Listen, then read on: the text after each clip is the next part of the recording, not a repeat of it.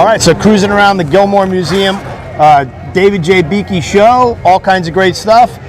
You know you got to stop when you see a 93 Cobra, and you know you got to stop when you see Mark Wilson walking around at Ford Performance. Mark, what's going on? Not much. How about yourself? Glad to be here. Having a great time. You brought a great car out. We'll check that out in a minute. But this guy is a renowned 93 Cobra and everything SVT expert. He's got a collection of SVT stuff. He's so into the hobby. So who better to talk about this car than Mark? Okay. So this is a great car, first of all. Looks like it's low mileage, all original. Some things to note under the hood is the intake. This is a little bit later, one of the later build cars. Right. The first 500 or so vehicles have a flat intake right here. So this little ridge right here was added actually for harmonics on the engine. Yep.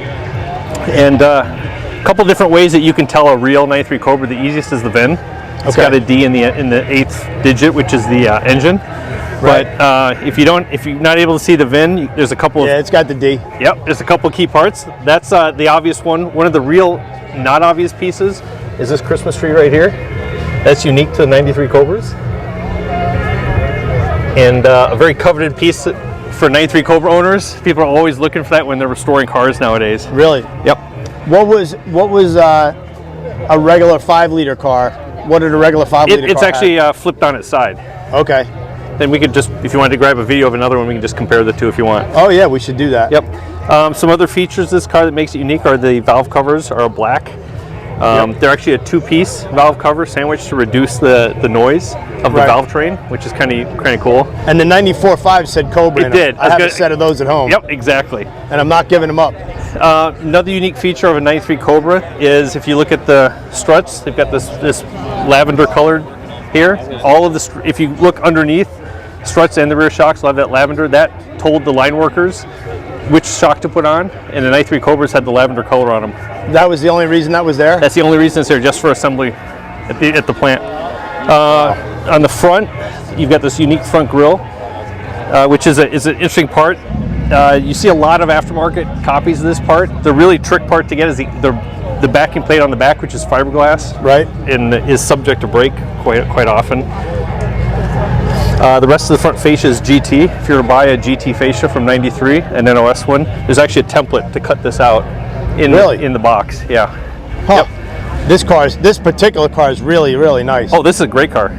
So going around the side, you've got unique wheels, and they're unidirectional. So either side has the turbine facing forward. So you have a right and a left.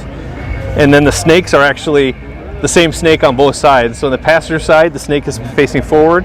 Right. And on the driver's side is facing rearward. You go to 94, and both snakes are facing forward. And actually, I'll let you into a little secret that only a couple people know about. Okay. And it's going to be hard to tell, but we'll get a video of another snake. But this snake is actually unique to 93. And right about here, some of the scales are a little bit different than the 94 and newer snakes, which you'll see in the replacements. So we'll show that on another vehicle. Something that hardly anybody knows about. Wow. I've ruined my eBay buys now on those on the original ones. So let's talk about interior trim and color on 93 Cobras. Yep. So came in 3 different interiors. You have the black cloth, gray cloth, and this one is the black cloth. Right. Black cloth and teal is the rarest, so that's one that everybody wants. Okay. And if you look at the auctions right now, those are the hot ones. Then you've got a gray cloth, and then you've also got gray leather as well. And the opal gray for 93 is unique. Okay. It's the only year that they had that color, which makes a lot of the interior panels pretty hard to get. Right, which I love that. Yeah. I love that interior. So from the rest of the interior, it's all stock 93 Mustang, same as a GT. Right. There's nothing unique in here. And then if you go to the back, probably the biggest difference is it has disc brakes on the rear. Yep. Which a lot of people think they're carryover from the SVO, but they're actually a unique kit. And we should also mention that the front rotors are different as well. They have a unique offset for the wheels. The suspension was all different, sway bars, springs, the shocks, all of those are unique. It rides a lot softer than a GT, a lot more compliant. Softer, which is interesting because I've driven a 93R on track, and it's one of the absolute stiffest cars you'll ever drive. That's a complete opposite, right? Yeah, those conies and that setup was, you couldn't make it soft enough. It was like a skateboard. Yep, that's right. And then also looking at the exterior, you've got the body kit, which is obviously unique to the 93 Cobra. It was sourced from ASC McLaren. Right. So we've got some pictures of some very, very early cars. Back in 91 or so is when I think this kit's kind of created. And there's an ASC McLaren Capri, just 2 cars over. Maybe we'll check that out next. Okay. And then coming to the rear. 2 main things to point out here. One is the rear spoiler, which is obviously different than the base vehicle. It's a 1-year only spoiler, and coming pretty hard to get now. The tool for this was lost back in like 96, 95, 96. Define lost. It is, I don't know, it's gone, right? The supplier said that ASC said they couldn't find it, and so they stopped producing rear spoilers. So rear spoilers are getting pretty hard to get. If you are buying a rear spoiler, especially on black cars, I'd recommend looking right here. I've seen a lot of them on black cars that are cracked right there. I really don't know why. It's just a lot of them that I see are cracked right there. One other thing to note that's unique is the exhaust. It doesn't sound any different than a GT or an LX, but the tips are unique because of the fascia. Right. So they actually were shaped a little bit differently. And then under this bumper, there's 2 brackets that hold the bumper in place that are unique as well. So if you're trying to either restore a Cobra or you're building a replica, you want to get the brackets as well. All right, so Mark, let's talk about colors on 93 Cobras, because that's a point of controversy, right? It is. There's actually 4 colors. All the official guides say 3, but there was actually 4 colors for 93 Cobras. This one here is the more common of the reds. It's the clear coat red. Then there's also a non-clear coat red, which was produced very early for just a handful of cars. Right. Those are pretty coveted, but only 1 or 2 of them got out in public, and there's only one I know of. And what about the Cobra R's? Cobra R's all came in the performance red with clear coat. So, and then we had teal, which was a 93 only color. Right. And then I think I said black already. Yep. All fantastic colors. I'm a big teal guy. Yeah. So while we're doing this, why don't we cruise down to this Capri while we got you mic'd up? I know you like those things, and I do. I don't know a lot about them, but I don't love either. them. But let's just check it out, because it's a unique Fox body. Okay, sounds good. And there's John Moore. And the owner of Stifler's was like, no tin cans. ASC McLaren, just a cool car. Yes. If you look back on the early Foxbody stuff, it was amazing to me when you look back now, especially how you had McLaren, you had Celine, you had Steeda.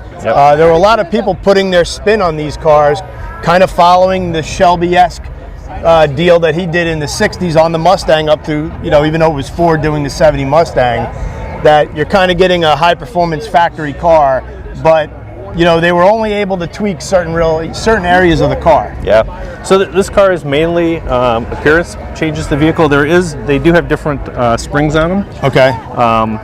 But mainly it was appearance. You had the different wheels. You had a body kit. One of the neat things is that the both front and rear, they have these covers on them. Okay. And those are actually really hard to find now. I could imagine those are basically impossible. Yeah. Really gives the vehicle a great distinct look. You can see the add-on on the lower fascia as well. And McLaren being predominantly like a road racing, race car building company, I guess the car has that flair, almost like a European flair to it. It does. Actually, I think these are actually called Euro Coupes, if I'm not mistaken. Is that right? Euro Coupes? So, under the hood, they were pretty much stock. I'm not sure if this one is or not, but there really wasn't a lot unique under the hood. Just a few dress-up items and whatnot. This vehicle is really about appearance. But, and speaking of appearance and uniqueness, the convertibles are really where McLaren separated themselves, They right? did. On the Mustangs, they did. I'm not sure about the Capri convertibles, but on the Mustang convertibles, they actually changed the rake of the windshield, and they put it in a large press and just push the windshield back. It's absolutely crazy to think of nowadays that this was actually done, but they take a brand new car, put it in a press, and just bent the windshield back. Yeah, see, I had no idea they did that until we Yeah. talked about that earlier. Yeah. So the car is built, ready to go, and they literally just bent the windshield back. They did, and they had to put different glass in it, obviously, because Right. the angle of the windshield was different. So they're really, I mean, the Unbelievable. McLaren Mustangs, or ASC Mustangs, are just so different from all the other ones, and I really think they're underappreciated.